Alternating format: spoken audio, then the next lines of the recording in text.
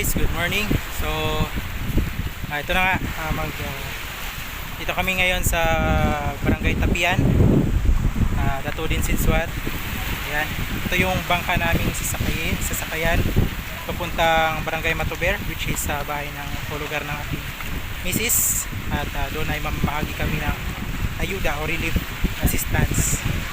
At ito ay nanggaling din naman sa isang sa mga pamilya na nag-sponsor sa pagtulong sa kanilang mga pamilya. Ayan. So pahinga muna si G-Mags Motovlog sa pag motovlog, no? So dito muna tayo mag-focus ngayon sa pagtulong sa ating mga kapamilya at kapatiran. Ayan. So ito yung tulay na isa sa mga daanan ng papuntang Barangay Matuber from Cotabato to Barangay Datubla, Sinswat. Yan yung tulay na naputol. Ayan guys, so nakikita nyo naman, oh, putol na putol din dahil sa baha. Ayan, so marami pang mga volunteer or mga tulong sa mamigay ng relief goods. Ang iba dito ay dadalahin sa Datubla. Ayan, pero hindi namin sila kasama. Ayan. So ito ay isa sa mga namahagi ng relief assistance. So kilala nyo po ba yung vlogger na ito? Ayan po.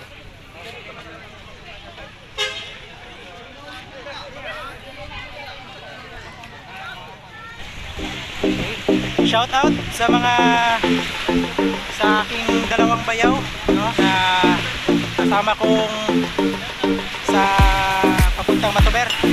So si Jongjong nagsundo sa amin bangka dahil hindi kami makatawid sa tulay. Yan. Shout out.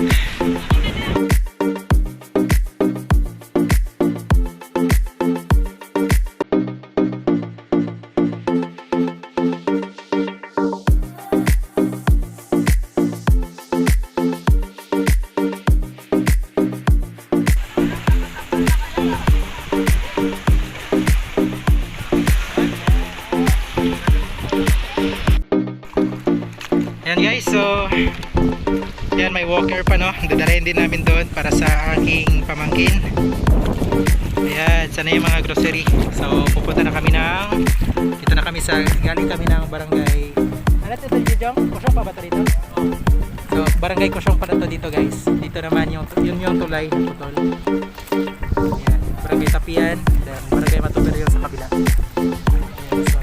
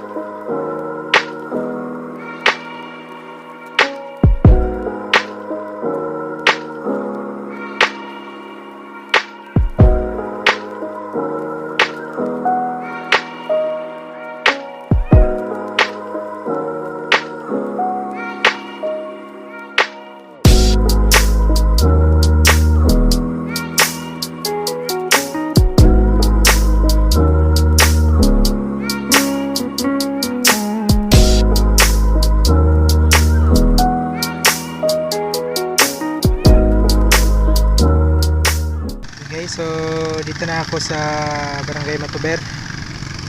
Ayan, so for almost 30 minutes ay narating rin namin ang Barangay Matuber at nandyan yung mga groceries natin. Ayan, so medyo kasi sa bandang kitang kita nyo naman guys, no? So dyan banda ay Grabe ang landslide. So hindi hindi rin madaanan ng sasakyan o lupa. Ayan, so yan ang daanan. Pero dahil putulan-tulay, hindi rin madaanan. Ayan, so tanging pambot lamang po ang makakadaan sa lugar na ito. O sa makakarating sa lugar nito, bangka lang po ang masasakyan natin. Pambot. Gabi. Okay guys, so ngayon ay ating i-survey, no, kung mga nangyaring landslide dito sa Barangay Matuber. So syempre para makita rin natin kung ano mga pangyayari pala, no, dito sa Barangay Matuber. So ito yung landslide. Yan, so nakikita nyo guys, landslide yan. So yan yung puno na putol na dahil sa malakas na baha. Ayan yung landslide guys. So dati hindi yan ganyan, parang bundok yan siya dyan na matarik. Tapos dahil nga sa malakas ng naulan, bumagsak yung lupa dito. Ayan. Yan guys, so yung sementadong daan naging lupang daan. Lupang uy.